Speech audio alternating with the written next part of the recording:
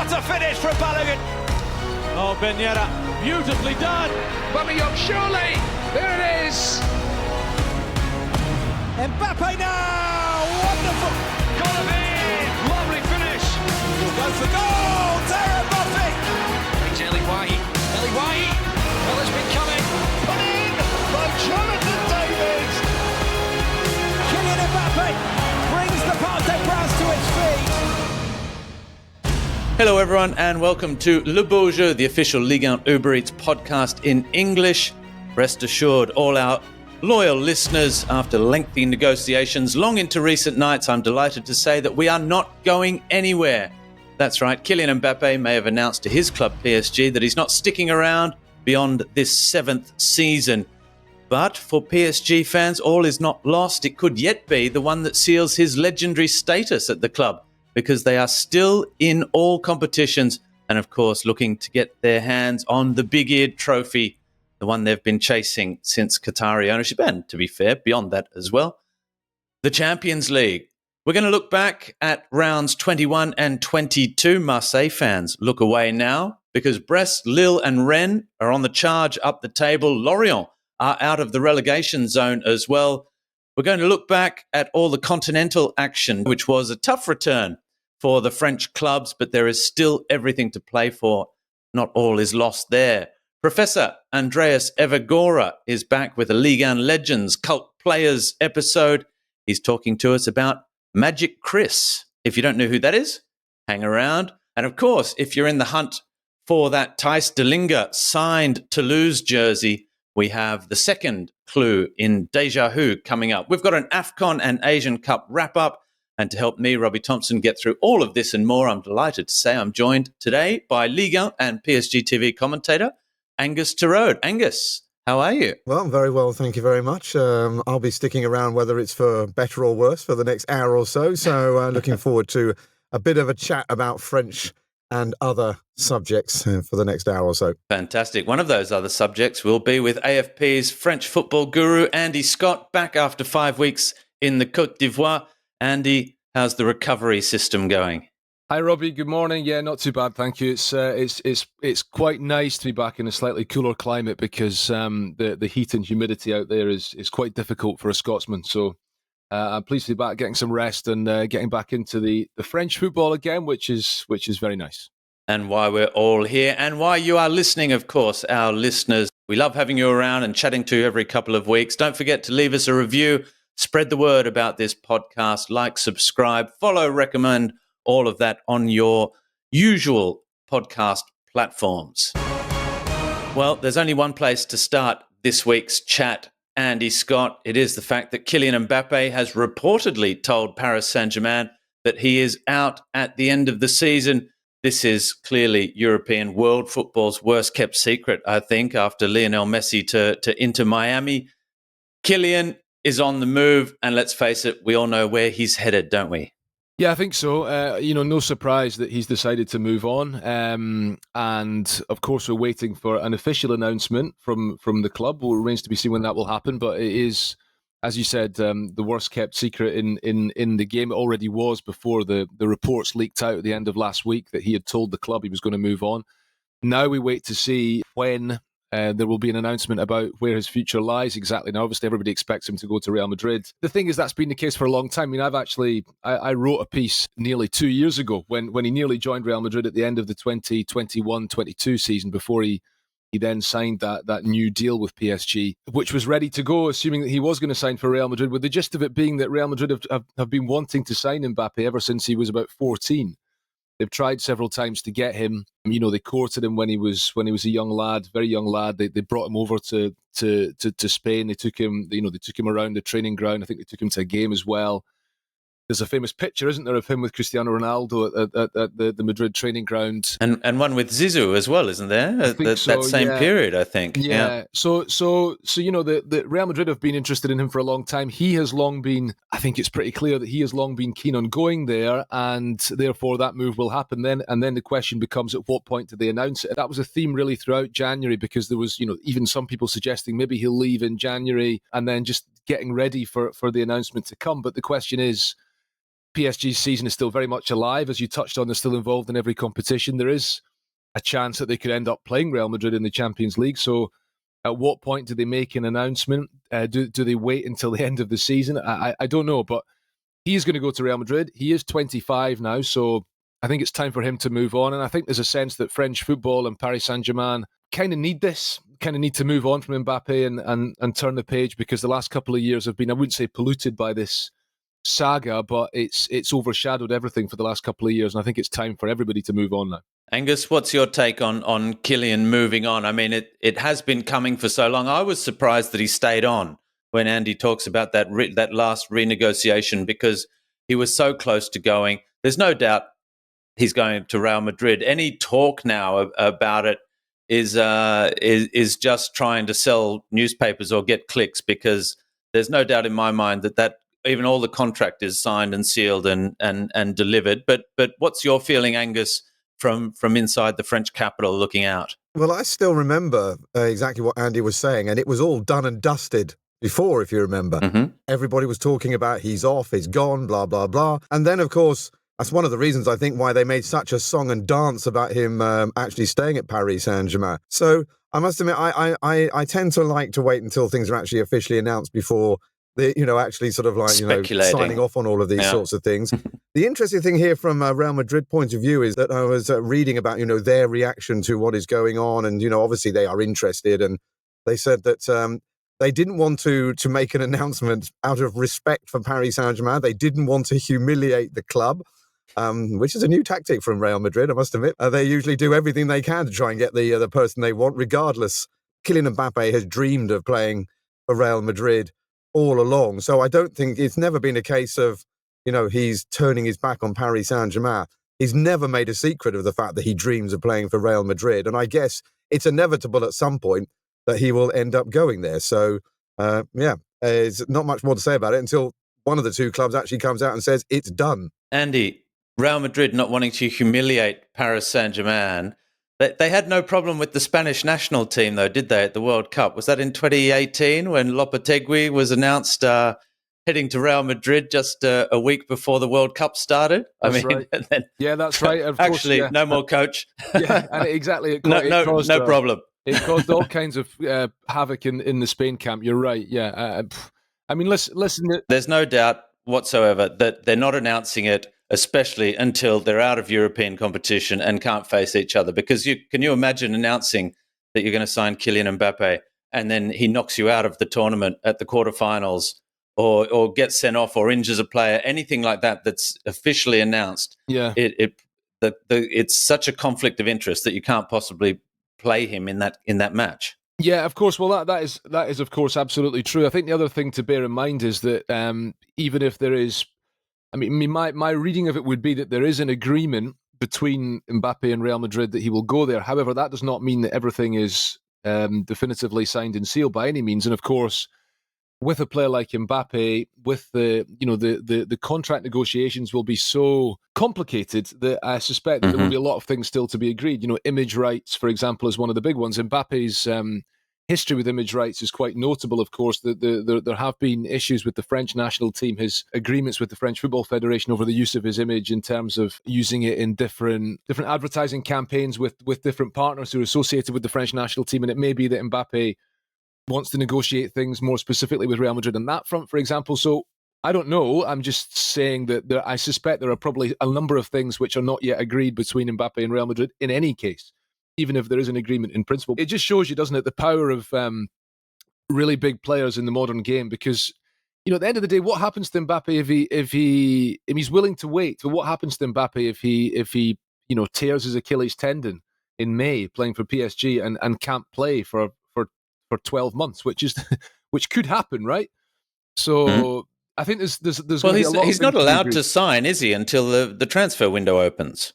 He can't sign. Yeah, so definitively sign until June. Yeah, I mean he can sign an agreement, but it would not be so. Exactly, there will be all sorts of things to be added into a contract at this stage, which would suggest that I would imagine that even if he's agreeing to go there, nothing is signed yet. So it might not, we might not be at the stage where Real Madrid can say, well, we'll wait until this point to announce it, because it's possible that nothing has yet been signed.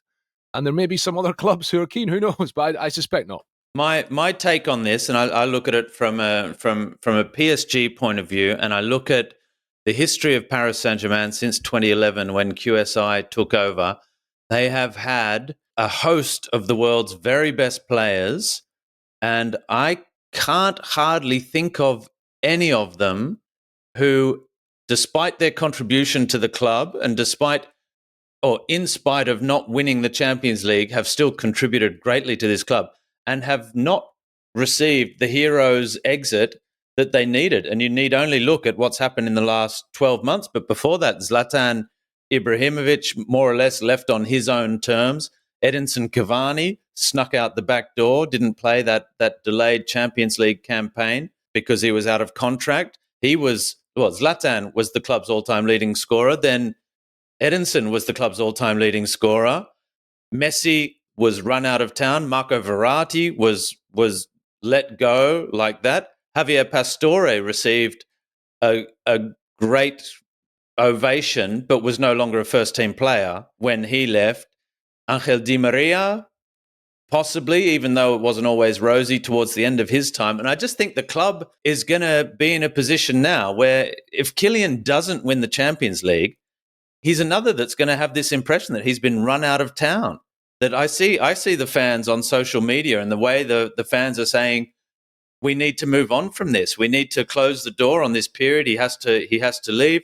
And I fear that he is going to be the next in this list of players who's not going to be recognised by even the club's own supporters, let alone in the history books of the club, as one of the club's greatest players of all time and a club legend with 200 goals for Paris Saint-Germain, more than any other player, part of this incredible revolution. And it's crazy. It's crazy to think that the club is incapable of celebrating its heroes. I mean, the only one that really got a hero's ovation was David Beckham 6 months in, with just 6 months left of his career. And it's crazy to look at the history of what's happened since then. Yeah, I think that the name you mentioned first there would be the one who's most comparable. Zlatan Ibrahimovic, the transformative impact that he had on PSG, albeit in only 4 years there, is probably the only one that can be compared to Mbappé. I mean, Cavani had practically fallen out of favour as well. You know, when he left the club, he was no longer necessarily a first pick, whereas Ibrahimovic really went out. Yeah, but your legend status, your club servant status exists. But Ibrahimovic's presence was kind of overpowering, wasn't it, in the way that Mbappe's presence is overpowering.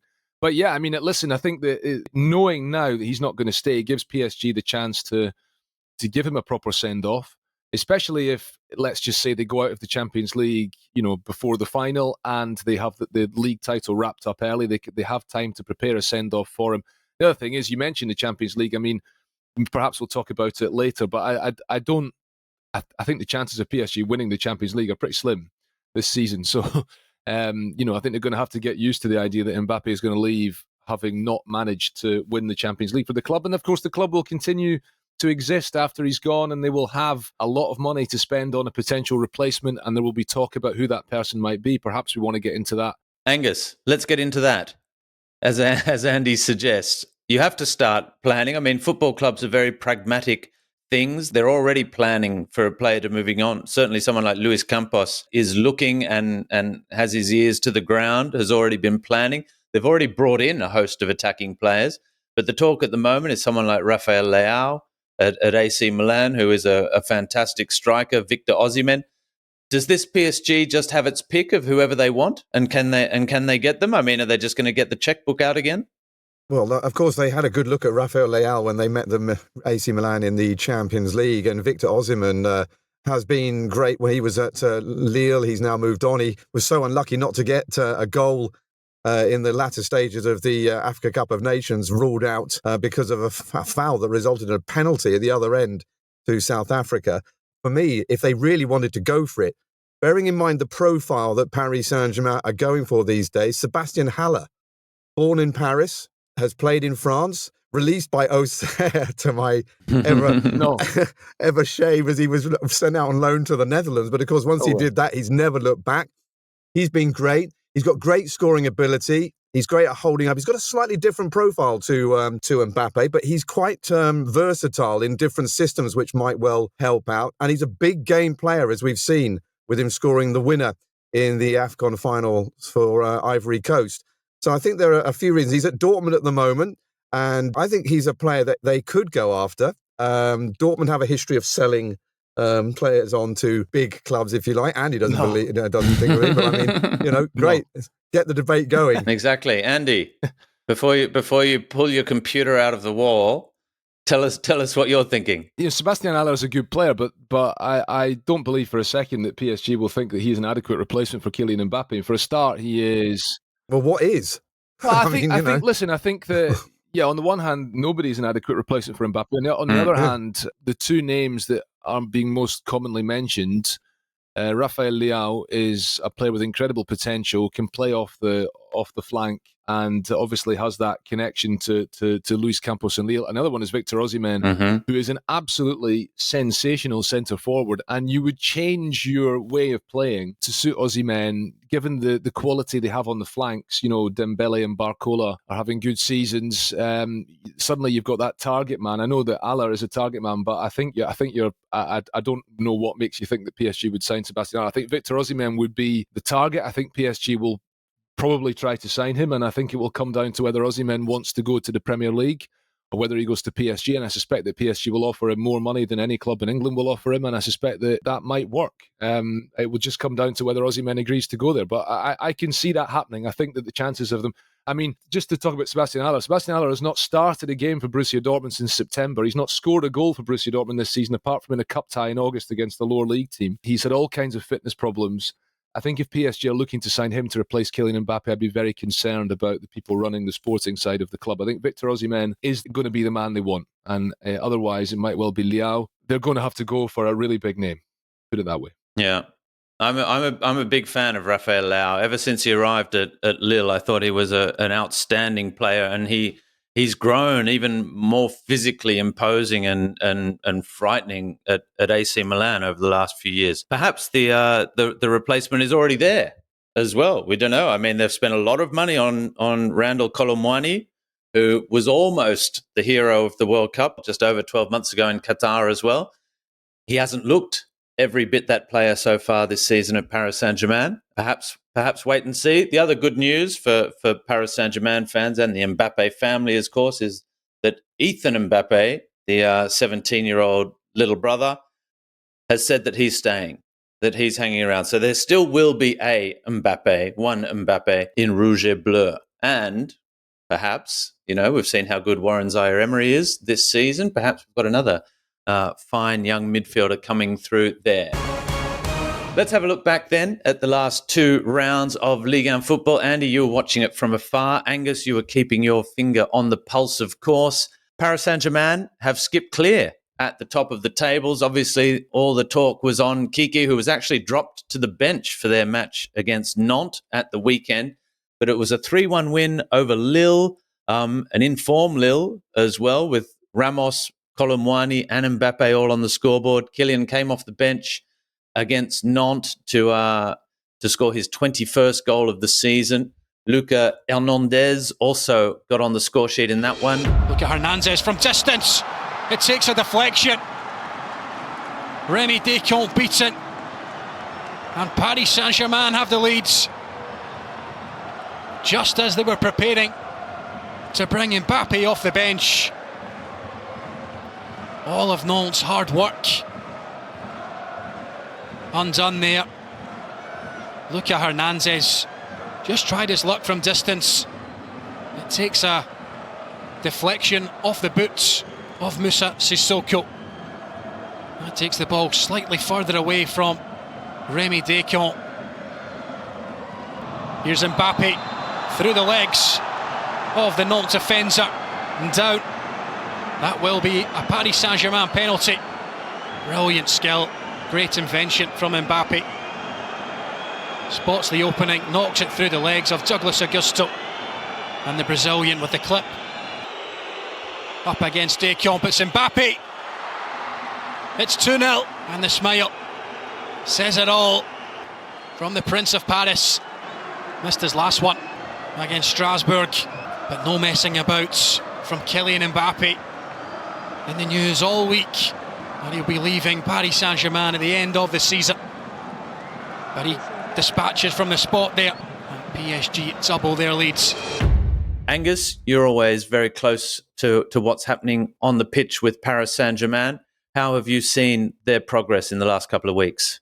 Well, the one thing that you haven't seen is them being distracted by what's going on with Kylian Mbappé. They've been remarkable in the way that they've been playing. I mean, the nearest they came to taking their eye off the ball was against Brest in the Ligue, where they allowed them to come back and draw 2-2, but they put that right in the Coupe de France. And, of course, the last couple of games have seen them, well, we could just have seen Paris Saint-Germain wrap up the title in the last couple of weeks because they're now so far ahead of everybody else again. Difficult to see anybody else really coming back. So Paris Saint-Germain have been basically performing brilliantly. And again, you were mentioning Warren Zaire-Emery. He's the star of the show for me at the moment. Absolutely fantastic. I mean, I have to keep reminding myself that he's still too young to have even taken his A-levels. You know, it's... I know they don't do that in France, but you know what I mean. We're broadcasting to an English-speaking audience. 17 years old, and he looks like he's been around for the last 10 years. He dominates midfields. He leads them forward. And their midfield, Paris Saint-Germain, now are really clicking on all levels, and that is really helping them transition from defence into attack. So I honestly can't see anybody else now winning the title. I think Paris Saint-Germain are just too far ahead. And this is probably what they need with all of this other noise going around them with regards to Kylian Mbappé. Here we go. Andy, they are 14 points clear at the top. Second place is Brest of all clubs. I mean, it's crazy to think. I mean, I'm still waiting for them to slip up, but they're still there and they show no signs of abating. Sunday evening, the big match of the round in theory in France every Sunday night. Brest at home with one of their stands shut because their fans were too passionate, too much colour, too much excitement. They still manage to get up over Marseille. Garcia and Onana tried to play it out from the back. Pierre Lesmelou has put Brest ahead in the final minutes of this game, and you can't say it's not deserved. The 10-men Bretons have stolen the head, and Gennaro Gattuso's Marseille plunged into crisis. Pierre Lesmelou, what a player, what a season he's having. It's a great finish from Brest's talisman, their midfield maestro Pierre Lesmelou, sliding it through the legs of Ruben Blanco with 2 minutes left to play. It's like we're in some alternate universe at the moment where Brest are knocking off the big guns. Are they going to keep going? I mean, this is remarkable. And Pierre Lesmelou's goal last night was just superb, a goal of confidence. Lesmelou had... he's having a fantastic season. He put in a couple of tremendous crosses in that game, which they could have scored from, and then he comes up with the goal. They're having a fantastic season. I mean, I think that I don't want to take anything away from them. They've come through a difficult run of games, haven't they? Because they had that game against PSG. Mm-hmm. They'd had 3 consecutive draws. Nice. Yeah. They played Nice, 3 consecutive draws, and then they win that game last night. They're having a terrific time. Nevertheless, it says a lot. I've been, I was allowing myself a little laugh as Angus probably, to suggest that this weekend was the weekend that PSG wrapped up the title might be, I think the title race has been over for a while. And the thing is that PSG didn't have a good start to the season. They drew a few games in August. They lost at home to Nice, and yet here we are. They've got a lead of more than 10 points with about a third of the season remaining. Now that says an awful lot about the rest of the league, and that is the problem. That is the problem in France. Right? PSG have not been that good this season. They have overpowering individual quality in their team that they will win most games, and they would do that in any league in the world. They have that quality. But you have to say that the other teams, and Marseille are the prime example, of course, because they were the team who lost to Brest last night. They've not won a league game in 2024. They're having a dreadful time. They're all over the place, but it's not just them. Obviously, Lyon's problems are well documented. Monaco have not been consistent enough. And that is unfortunate because these are clubs who have big budgets, who have, you would think, would be doing better. And PSG's lead should not be what it is. It's not, it's not all about PSG's brilliance. It's about the failings of other teams. And that's what disappoints me because I haven't seen PSG often this season and thought, wow, they were brilliant. So I'm really disappointed. I think it's been a flop of a title race, of a league season at the top of the table, and the interest is elsewhere in Ligue 1, and that's unfortunate. But here we are. There's a real fight on for the Champions League places below that, and that's what will keep things interesting. And the relegation battle too is fascinating as well. The standings certainly are very, very tight if you remove Paris Saint-Germain from the equation. We've spoken a lot this season about Nice and how well they've done under Francesco Farioli. Angus, they've lost their last two. Their reaction was one of a side and of people that are really starting to show some frustration here. Nice are in danger of losing that Champions League place, and that, I think, is what you're really starting to see them panic about. Are they falling off? Well, I think that if you watch the game against Lyon, I mean, to blame it on the referee is just scapegoating, because they had so many chances early on to be 3-4 goals in front and missed all of them. So, it's very easy to, instead of blaming the players, to actually blame somebody who's not part of the club. But I mean, that's now, they've had terrible run in the last 6 matches. They've lost their last 2, which is why I said that effectively the title race is now officially over, because it's just that impact of 2 defeats that just sees them going backwards in a hurry. Only 2 wins in their last 6 games. I mean, that is where it's really gone. You can't blame a referee for their lack of points in consecutive games. You might be able to blame them in one, but I mean, you win a title over a season. And the thing that's happened with Paris Saint-Germain is that they took a while to get going with this new possession-based football that they're now playing, but now they're beginning to feel more comfortable in it, and they're starting to play absolutely sensationally, and they are just winning after winning after winning at the moment. And so everybody else is now not consistent. Paris Saint-Germain is winning a lot in the league, and that is why they are continue to go on. And there isn't another side in Ligue 1 at the moment who is able to do that for large portions of the season. Yeah, I mean, we've seen Monaco get up over Nice and then lose to Toulouse. I mean, and there we saw the Monaco fans doing like an Olympique Lyonnais earlier this season. They got the team over and they chastised them, and the team all these millionaire footballers had to go and stand there in front of the ultras and be chastised for losing and not showing enough spirit. And how could you possibly lose to Toulouse? Andy, do you want to jump in quickly? I know that I've been in Ivory Coast for a month, and so perhaps took my eye off the ball a little bit. But I mean, PSG's game on Saturday, they played Nantes away from home. They had 2 attempts on goal, one of which two shots on target, one of which was the penalty that Mbappé scored. That's a Nantes team who are now, if I'm not mistaken, who are now in the relegation playoff position after that defeat and other results at the weekend. So I take issue with Angus suggesting that they're now playing absolutely sensationally. I know they made changes in that match off the back of the Champions League game, but I think we have to be careful here. The idea that we should be showering Paris Saint-Germain in praise, to me, is slightly absurd. I mean, the problem, PSG are simply doing what you would expect them to do, given the force they have. It's the failings of the other teams. And to suggest that because Nice have had a couple of defeats, the title race, I mean, Nice were never in the title race. They've scored 22 goals this season. If you look at the league table, nobody has scored fewer goals than Nice, other than the They've bottom only 2. conceded 14, Andy. 15, yeah. No, that's great. But the idea that a team could be title contenders when they're running at an average of 1 goal scored per game, and they have the joint worst attack outside the automatic relegation places, it was never going to happen. And all that's happening for Nice is a regression to the mean. Brest are doing way beyond what would be expected of them. I think Lille are just about in the right place. They could be doing slightly better. They're a good team. Lille are a good team.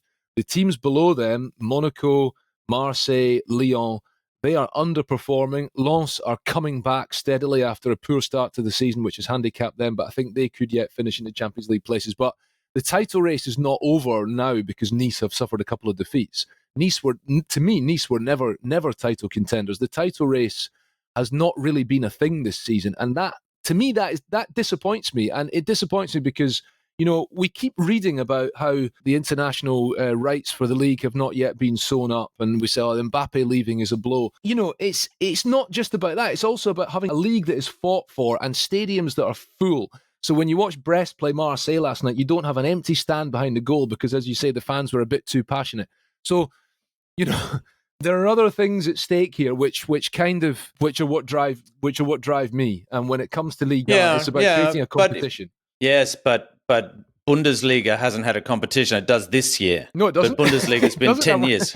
No, it doesn't have a competition this year. Exactly. No. Not after last night. Of course. Not after Bochum. And Italy hasn't had a competition for years. I don't think it's only. I think that's a big part of it. And I've spoken to rights brokers who have said there's no competition in France. We all know Paris Saint-Germain are going to win the league. And it takes, like you say, the other teams are faltering this year. It takes a Paris Saint-Germain to falter in the last 10 years to make it a title race, to give another side an option. But I think that's the same in other leagues as well. I think there are other elements as to why France is struggling to sell its international rights. And I think they're related to things that are almost not football. Or, obviously the history of French clubs in Europe doesn't work in their favor either. That's just the one Champions League trophy from 1993 with Marseille works in their favor as well. But I think there are other elements, like when you think about Italian football, the history of Italian immigration, of English immigration all over the world,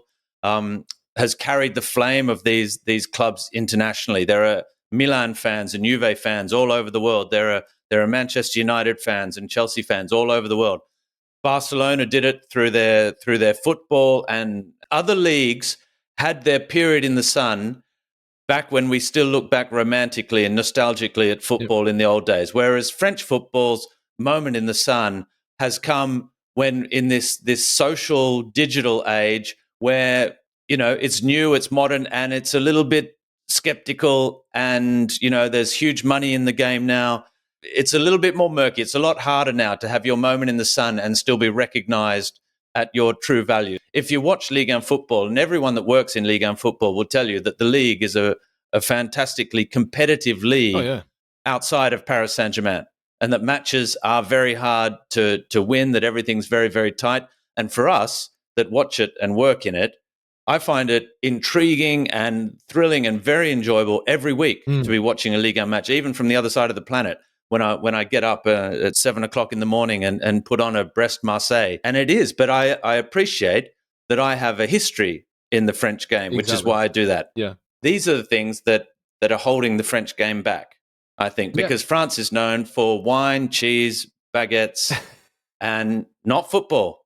No. And that's it. Yeah. So, but I think just to sort of bring it back to the initial point, I think it's just a shame that the big clubs have not, the big clubs out with PSG, because there are really big clubs in France out with PSG, have not got their houses in order this season, and therefore we're left in a situation where, if one of them could have been having, a bit like Monaco in 2016-17 had this sensational season, if one of them could have been having a fantastic season, then we would have had a title race. PSG probably still would have come out on top because they usually do, but at least there would be some suspense, and sadly we don't have that this season. Well, at the other end of the table, there is still suspense for who could be going down. For the moment, it's Metz and Clermont who are now down in the relegation zone and doing it very, very tough. But I think that will do. I mean, we could talk about Marseille and talk about more underperforming big clubs who are down to 9th in the table. But I think we'll stop there. We've got too much to talk about, and I feel we're already going way over what our expected duration. So time to have a very quick, and it's all going to be very quick from here on in, and punchy look back at the round of 16 of the Coupe de France and ahead to the quarterfinals. Big wins for Rennes and Nice. Important win for Lyon as well, who got up over Lille. Monaco were stunned by Rouen, and Balogun was one of the big culprits in the penalty shootout there, so that was very disappointing for Monaco. PSG overcame Brest. Strasbourg kept their hopes alive with a win over Le Havre. We're into the quarterfinals now. The quarterfinal matchups are Olympique Lyonnais versus Strasbourg, Rouen versus Valenciennes, Le Puy Foot, which is a remarkable story that they've made it this far. They are taking on Stade Rennais, and then a big one, Paris Saint-Germain versus Nice, which will not be played next week. It will be played in the middle of March because of Paris Saint-Germain's participation against Real Sociedad in the last 16. Angus, quick look ahead to the quarterfinals. We're doing a little bit of sort of predictions here more than anything else. Paris Saint-Germain is still in the Coupe de France, but in this competition at least, it's not over 34 rounds. in this one, as we've seen in the last 2 years, Paris Saint-Germain can be eliminated. 2 years ago, it was by Nice, or 3 years ago, by Christophe Galtier's Nice. So what do you think can happen here? And can we have a couple more surprises, Angus? Well, Nice will have certainly a little bit of a bee in their bonnet after not presenting a title challenge, as Andy says. So they will need to get that done. At least with the Coupe de France, you could say there's a bit more competition than you find in maybe Ligue at the moment. Paris Saint-Germain have demonstrated that over the last couple of seasons, and we've had different winners, Nantes 1 year, then Toulouse the next year.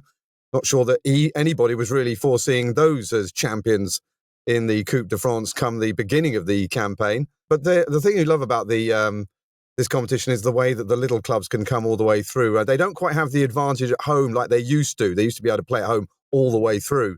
Now that doesn't quite happen. But Rouen, there with their victory over Toulouse, which sort of like stoked up memories of Ile Rousse back in 2014 when they knocked Bordeaux out of the Cup as defending champions. So that will be an interesting one against Versailles, of course, who themselves knocked out Nice from the semi-finals. So these things, you can never quite judge what's going to go on in the Coupe de France, and that's what makes it such a thrilling watch, I think. Andy, we've had some big upsets already, like Rouen getting up over Monaco. Can we see any more surprises? I mean, Rennes are starting to perhaps see their focus change back towards the league and not to try and win the title. Obviously, I think we've definitively put that one to bed. But perhaps for continued European competition next season, could they take their eye off the ball here? Yeah, they're busy. I mean, they've got that Europa League tie to finish against Milan as well, albeit they'll probably get knocked out. But after losing 3-0 in the first leg, so yeah, I mean, I think it's a big opportunity for Rennes. Obviously, they want to be looking to finish in the European places in the league and also have a crack at the cup. That tie against Le Puy presents that opportunity for them. So that is an opportunity. I mean, certainly the Rouen-Valenciennes tie will produce a surprise semi-finalist. That goes without saying. And then beyond that, this is a chance clearly for PSG, but also I would say for Lyon. Lyon have had this dreadful start to the season, but could yet finish the campaign with a trophy and finishing in a comfortable position in the league. And Lyon have not won a cup of any sort since they won the Coupe de France in 2012. So it's important for them, and that is something to bear in mind. Rennes, of course, won the cup in 2019. So these, on paper, these would, if assuming PSG beat Nice, which they must be favourites to do, then Lyon and Rennes look the best equipped teams to give them a challenge in the semi-finals and on to the final. But yeah, great competition. As you guys know full well, the last couple of years we've had Toulouse and not lifting the trophy. It would be nice if another club that doesn't often win silverware could get their hands on the cup this season. But of course, PSG look like they're getting stronger and stronger. So I suspect they might be keen to get their hands on the cup after missing out in the last couple of years. Don't forget to check out our YouTube channel at Ligue 1 Uber Eats for all your match highlights, top goals, compilations, behind-the-scenes footage. Each and every week you can check it out in English or in French. So get onto the highlights. They're online just hours after the final match of the weekend. You can subscribe there and get notified as soon as something drops. Well, coming up later in the show, we'll be looking at what the business end of the Afcon and the Asian Cup was like for our Ligue 1 Uber Eats stars. But right now, we're going to have a chat about Europe and what happened to our French sides in the first round of knockout competition. Over 2 legs, of course, so we're only halfway through it. But first up, we've been chatting about Paris Saint-Germain, probably enough in this pod so far. But Andy, and this is in keeping with what you've been saying, that first half against Real Sociedad, we saw a Real Sociedad side playing as well as they can play, because they haven't been playing so well in recent weeks, Real Sociedad either. But they clearly lifted for this one. They had incredible energy. They hit the crossbar in the first half as well. Luis Enrique said as much after the game that the first half really could have gone either way. Perhaps 2-0 was flattering in the end for Paris Saint-Germain. But you said you can't see them winning the Champions League. What worried you so much in this performance? Because in the second half, we did see an improved Paris Saint-Germain. We saw probably that individual quality come through as well and just show the difference there is between one of these giant juggernauts of the European game and a courageous side playing out of its skin.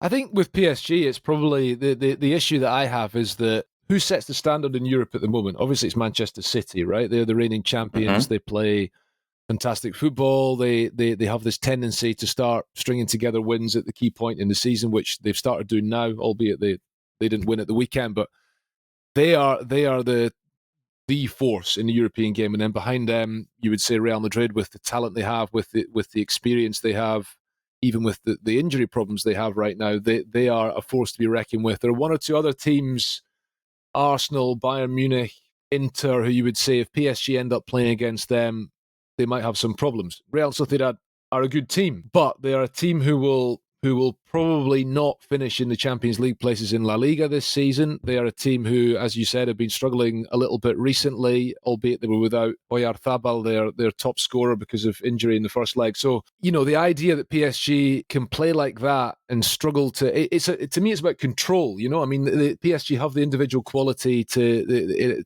in moments to make the difference in games. We saw that with Barcola's goal, for example. Took it really well despite a difficult first touch.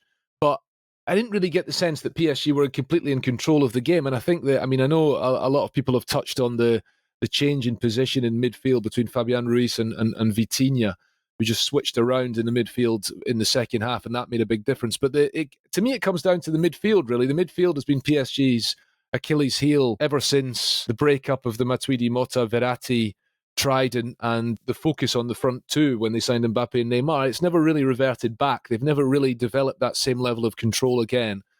And I think it's difficult for them to win the Champions League if that's the case. They can take on anybody on their day, but I just don't. I think they should get the better of Real Sociedad despite the remarkable collapses in recent years in Champions League last 16 ties from winning positions in the first leg. But they should get through, but there's a gulf between Real Sociedad and your Man Cities, so I'm not convinced that PSG can go much further in the Champions League. Elsewhere in the Europa League, round of 32, Shakhtar Donetsk and Marseille drew 2-2 in Hamburg. That return match is coming to the Velodrome.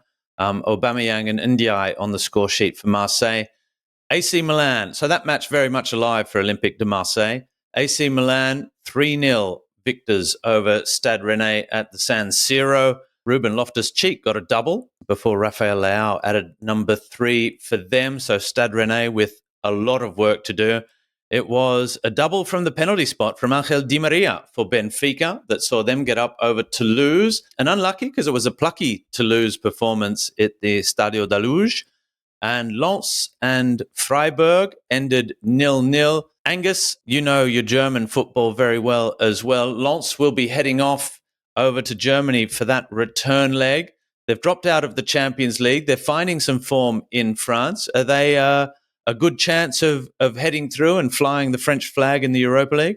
Well, I love this tie. To be honest with you, I see an awful lot of similarities between the profile of Freiburg and the profile of Lens, two sort of rural clubs, if you like, here, small towns, family clubs, a couple of iconic managers, although Christian Streich has been around a lot longer than Franck Hez. They're a team in Germany that have no right, really, to still be in the Bundesliga. They just keep on pulling out results.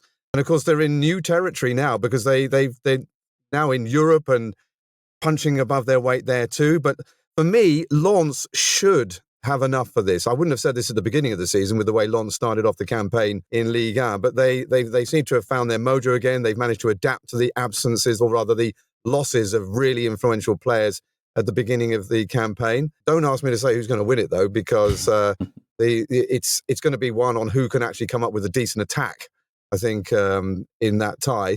But it's a fascinating one, and I would encourage everybody to watch it. I'll certainly be trying to get onto that when it comes up. All right. Well, we wish our French clubs all the very best, of course, coming up in European action in the next couple of weeks with the chance of flying that French flag even further. Now, there is great history between England and France when it comes to football. Most of the time, it's French players heading across the Channel north to England and writing the history of the Premier League. However, there have been several exceptions of players coming the other way. David Beckham had his pre-retirement sabbatical with PSG. Joe Cole had a scintillating loan spell at Lille. And Joey Barton, of course, was Joey Barton in Marseille for his season. There also has been a spate of young English players in recent season. Angel Gomez, Steffi Mavididi, Josh Madja, Emran Soglu, just a few have enjoyed the opportunities offered to young players in the French top flight, and they've done very well. But none of these talented young players have come anywhere near the impact that a certain mulleted England winger by the name of Christopher Roland Waddle had 40 years ago now, nearly 40 years ago looking back. He was a remarkable footballer, sensationally swapped from North London and Tottenham Hotspur for Marseille in the summer of 1989. And Professor Andreas Evagora is here to tell us this remarkable story. What makes a true Marseille legend? For which players should OM make the ultimate honour and retire a shirt number? These two burning questions were recently put to Souleymane Diawara, Marseille fan favourite and Ligue 1 champion. You retire a shirt number for a man who's made memories that last forever, said Diawara. Only 3 players have ever done that for OM, not me, but Basile Boli, Jean-Pierre Papin and Chris Waddle. That last name might surprise younger Ligue 1 fans, but the English winger truly made a unique impression on French football, arguably the most lasting ever for a foreign player. When this correspondent moved to Paris in the 1990s, the mere mention of my nationality and love for football to any Frenchman would invariably produce the same reply. Ah, Magic Chris. So why the enduring admiration for the Newcastle-born winger? Why did Waddle become the player described by one cerebral French magazine as the man who made an entire generation dream? Why did OM fans vote him the club's second best player of all time, behind the legendary Jean-Pierre Papin? It didn't matter that the Englishman had an unpronounceable name and only spent 3 seasons in France, or that he left Marseille before they won the Champions League. Waddle brought flair, individuality and fun. His dribbling and free kicks were stuff of legend, and surprising to French fans brought up on the stereotype of tough but talent-free Englishmen. In 1989, Waddle was brought to Marseille by Bernard Tapie after the OM owner had failed to buy Diego Maradona. Tapie needed a character to excite Marseille's fans, so splashed out £4.5 million. Back then, only Maradona and Ruud Gullit had ever cost more. All the more surprising because the Englishman had won nothing in 9 years at Newcastle and Tottenham and was virtually unknown in France. Arriving at Marseille Airport, Waddle was asked for an interview, but only by a local music journalist who'd mistaken him for a member of Pink Floyd, who were playing a concert that weekend. Initially, it looked like OM had made a monumental blunder. The 28-year-old Waddle was overweight. That summer of 1989 was the hottest in years, and the man brought up in the chilly northeast of England crumbled in training under the unforgiving Mediterranean sun. Keeper Gaëtan Huard was watching on. Huard admitted to having no idea why Marseille had even signed this lanky Englishman, joking that Waddle's burning pale skin made him look like a crayfish. Not speaking a word of French made matters worse. Coach Gérard Gilly tried and failed Waddle in a Maradona number 10 role. But just before the season started, Gilly sketched a football pitch on a piece of paper, gave Waddle a pen and asked him where he wanted to be positioned. Waddle drew a long line down the flank. Gilly understood, and a memorable relationship with legendary striker Papin was born. Waddle had no greater fan than the Ballon d'Or winner. Of all the guys I've played with, Waddle is the one with whom I had the best connection. As the evenings cooled, so Waddle prospered. His long-range shots, feints, dribbles and free kicks were legion. Any Marseille fan worth his salt can describe the goal against PSG in October 1989. One-on-one against keeper Joël Batz, he controls the ball on his chest, flicks it over the keeper before back-heeling into an empty net, almost as if to mock the haughty visitors from the capital. Il n'est pas signalé en jeu face à Joël Batz et ça va être le but de Chris Waddle. But de Waddle. 1-0 pour l'Olympique de Marseille après un temps d'arrêt de tout. Magic Chris had plenty of memorable European nights too. Against Milan in 1991, a volley off his wrong foot brought down the house. Chris Waddle qui reprend et but fantastique de Chris Waddle sur cette reprise de volée après une déviation de la tête de Papin et un centre d'Abedi Pelé. C'est un chef-d'œuvre, c'est un bijou. Waddle was the toast of the city. He delighted in the fact that he could park his car anywhere in Marseille, knowing that he'd never have to pay a fine. Then there was Waddle the fashion victim. His famous hairstyle has been voted the best mullet in football history. Many a young Marseille fan adopted the cult hairstyle, much to the bemusement of friends and parents alike.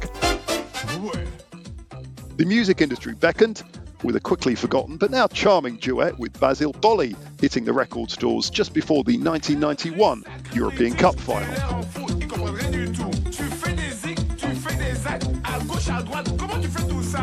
Well, Basil, to tell the truth, in my cradle, in my early youth, I kicked, I punched my rubber balls with great emotions I recall. Mixed in with the highs, the elegant rebel had some painful lows. Waddle had never quite recovered from the lost penalty shootout to Red Star Belgrade in that 1991 showpiece. Waddle didn't want to take a penalty that night, still traumatised after missing a decisive spot kick in the World Cup semi-final 1 year earlier. Then the shock of 1992. Marseille fans were stunned when, after 3 French League titles and 22 goals, Waddle's stay in the south of France came to a sudden end. Finances were tight, the wage bill had to be cut. Waddle and Papin were both quickly sold. Ironically, the next season would see Marseille's greatest ever night, beating Papin and Milan in the first Champions League final. By then, Waddle had returned to England and had lost not 1 but 2 more finals with Sheffield Wednesday. But as OM fans celebrated their European triumph, few had forgotten a player who'd helped bring them to the summit with his thrilling brand of football, Magic Chris. Magic Chris, what a personality. It was a spectacular haircut. He was a brilliant player, and my memory of him was trying to beat Bodo Illner with a shot in that World Cup from near the halfway line in that fated semi-final against West Germany, where Gaza cried and all of that.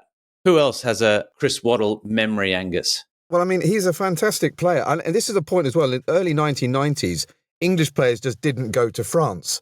I mean, it was I remember seeing the news and Chris Waddle is going there. Then, of course, Glenn Hoddle went to Monaco as well. And these were these were seen as like real pioneers. Like, gosh, look what they're doing. They're pioneers. They're adventurers. They're going off and leaving England. If you meet a Marseille supporter and you talk about Chris Waddle, they just sort of light up. You know, they loved him. I mean, he almost won the European Cup, but not quite. And my memory of him was in the semi-final against Milan, just to keep, Milan in the conversation, where at the end of the game in the semi-final there, he went on this amazing run forward, beat a whole load of players, went into the penalty area, and you're thinking Maradona all over again. And then he put it wide because he fell over as he tried to go around the keeper. And for me, it was sort of like the genius who didn't quite reach that world level that maybe he could have done, because he was sensationally talented. He was brilliant in England. I loved watching him when I was much, much younger. Andy, I have a note from producer Stephen to ask you about Gary Bockley's bird's nest hairstyle from the noughties. Did you have an issue with the superb mullet that Chris Waddle wore, or do you have other preferences? No, not at all. I mean, Waddle had a fantastic haircut. I was laughing at the mention of Gary Bocali because I'd forgotten about Gary Bocali altogether. An unsung hero in the Montpellier team that won the league in 2012, in case anybody had forgotten. The right back, I think, in that team. Listen, Waddle was... I mean, I'm really probably a bit too young to remember Waddle properly. I can remember the first European Cup final that I can remember watching was the 1991 final, which obviously Waddle played in. Marseille losing on penalties to Red Star Belgrade. But my memories of Waddle really are when he was at Sheffield Wednesday after he came back to England, and he played in quite a good... Angus will remember better than me, probably played in quite a good Wednesday team that got to the final of the FA Cup and the League Cup in England in the same season, which was probably the year he came back to England from Marseille. So he was a great player, but sadly I'm nearly 40, by the way, so it's not like... It's not like I'm a little boy, but I am a little bit too young to remember Waddle in his pomp. But of course, the haircut does. When I think of Waddle, of course, I think of the fantastic haircut. Well, if you want to see a little bit more of Chris Waddle and what all the fuss is about, there are video links in our show notes, so you can go down and click on there and have a look for yourselves catch a bit of a YouTube session to see the glory of the mercurial Magic Chris. You can also Check out Ligue1.com for all our top flight news from France. There's highlights there, match previews, stories, features, everything you can poke a stick at if poking sticks is your thing. Okay, folks, now it's time for the moment you've certainly all been waiting for. It's Deja Vu for our Black Belt French Football Trivia Masters, an epic battle to establish order from chaos. Here we go. It is our question. Now, you're in the chance to win that signed Thijs de Linge Toulouse jersey. So that is a fantastic kit from the defending Coupe de France winners, of course. So answer this, send your answers to Ligue1podcast@gmail.com to go into the running for that Thijs de Linge jersey. Will be announced in 2 weeks' time who the winner was. Who am I? I am the grandson and son of international footballers, and my dad also graced the Ligue 1 stage. Carrying a famous footballing name, I was born in a famous footballing city and wore the colours of its most famous team, before embarking on a career that would see me play in all of Europe's top 5 leagues before the age of 25. In fact, I am only the second person to score in each of the big 5 leagues in the 21st century. Despite being a full senior international, some might say, for the moment at least, those trivia questions remain my biggest claim to fame. I have lost a Europa League final, and I lost a Coupe de France final during my season-long loan in Ligue 1. Who am I, and who did my dad play for in the French top flight? So there you go. If you have it, Ligue1podcast@gmail.com to go into that running for that splendid Thijs de Linge jersey. Okay, both the Africa Cup of Nations and the Asian Cup ended with victory for the host nation. The Côte d'Ivoire got up, the Elephants pulling it off. I mean, you could call it a fairy tale, you could call it a roller coaster, you could call it all sorts of things. Andy was there. How was the final, Andy? Because we spoke to you just before the semis. You predicted what would be in the final. How was it? Yeah, I mean, I think it was a good tournament. Probably the best Afcon in recent memory. I think that's probably the general consensus. There was lots of drama. Not every game was brilliant, but I think there was lots of fantastic moments. The Ivory Coast story is incredible because on the one hand it is an astonishing comeback story. On the other hand, it shows that you can predict what might happen, you can plan for things, but I mean, just utter chaos. You know, for a team to suffer to sack their coach. Well, in the French media, they have suggested that Jean-Louis Gasset resigned, but that's only been reported in L'Équipe. Now, I personally find it hard to believe that the Ivorian Football Federation would say that they had sacked him when he had in fact resigned. The key thing was that Gasset left and he was replaced by Emers Faye, who'd never managed a team before. They tried to bring in Hervé Renard, the coach of the France women's team, who of course was the Ivorian coach when they won the Afcon the last time in 2015. So, and this was all a time when they didn't think they were going to get through to the knockout stages because they had they'd lost 4-0 at home in their last group game, their heaviest ever home defeat. So you go from that to them going all the way to the final in remarkable circumstances. Some of the ties that they came through, just incredible that they made it there. But in the end, I mean, the funny thing about the final was, you know, I was sitting there in the final, which was an incredible occasion. You know, just the sort of frenzied atmosphere inside the stadium. I would say that the capacity of the stadium just outside Abidjan is 60,000. The crowd was given officially as 57,000, but I would suggest there was probably more like 70,000 people in the ground. I know from people who were outside the stadium that they opened the gates to let people in just in the hour before kickoff because there was too many people there. The backdrop to that, of course, is that in Cameroon 2 years ago, there was a tragic crush and stampede outside the stadium in Yaoundé, which led to 8 people losing their lives. And I wonder if that maybe had anything to do with the decision. Our driver was one of the people who got into the stadium without a ticket. So people got into the ground to watch the game. From my vantage point, you could see that all the stairways were completely blocked, full of people. All the other vantage points around the stadium were full of people. There was a huge crowd there. The atmosphere was pretty incredible. And when Nigeria scored, I thought, well, that's it. Nigeria are going to win 1-0 because they always win 1-0.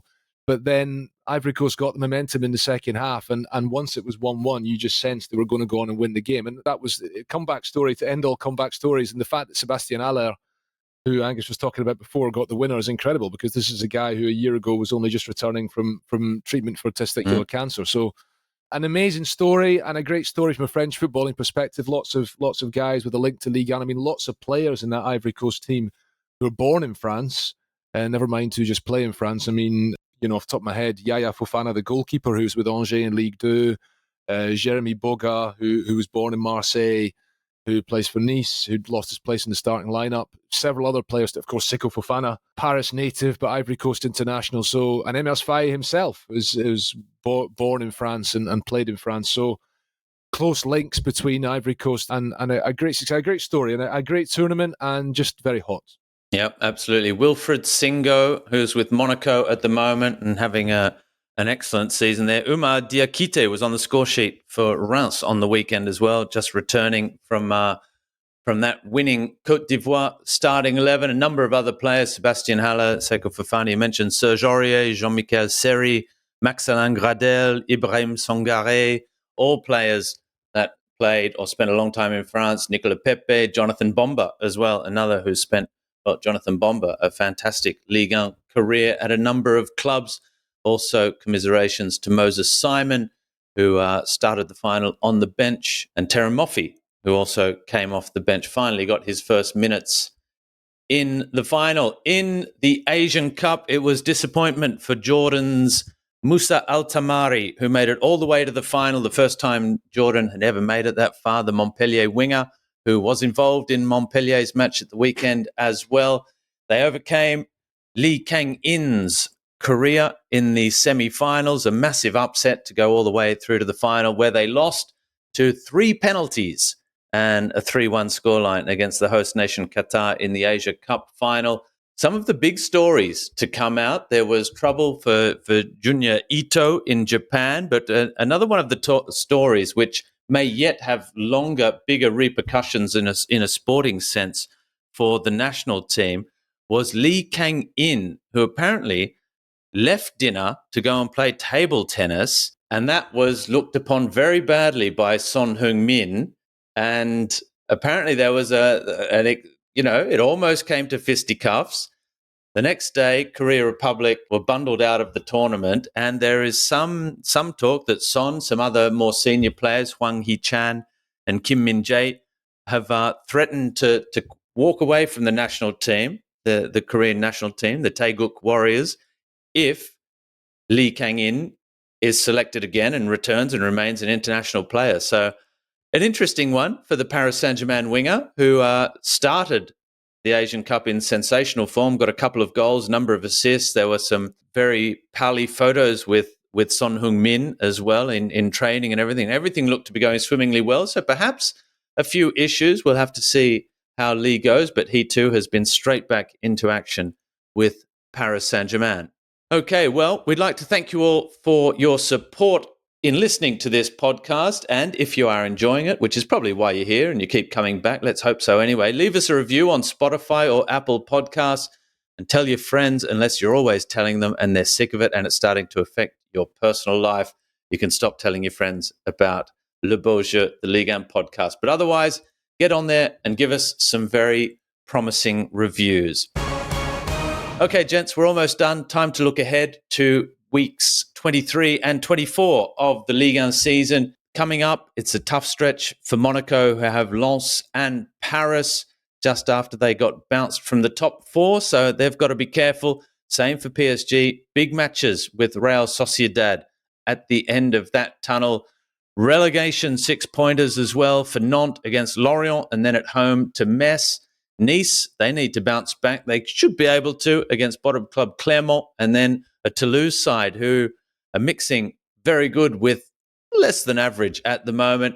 And Olympique Lyonnais, who have climbed up to 11th, amazingly, after their disastrous start to the season. They can keep going now.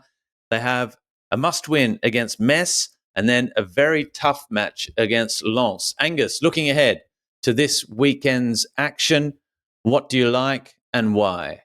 I must admit, I'm tempted. I like I'd like to go and see whether Lyon can keep on with their improvement. I wouldn't say that they are spectacular at the moment, but they're looking more solid. And it was very helpful that their win at the weekend didn't come as a result of Alexandre Lacazette scoring, because he scored like 50% of their goals. The coach has been telling him that he wants him to sort of try and push forward a bit to try and encourage the attacking midfielders to be able to come into the box a bit more, which is exactly what he did for the goal for Mangala at the weekend. He looked a bit offside to me, to be honest with you. He was right next to the goalkeeper, but we'll let that one go. I'm quite tempted to see whether or not this really is a renaissance, because they do now seem to be putting a few results together. Andy, it's a big couple of weeks, obviously. You think the title's gone. I think we all could probably agree with you on that one.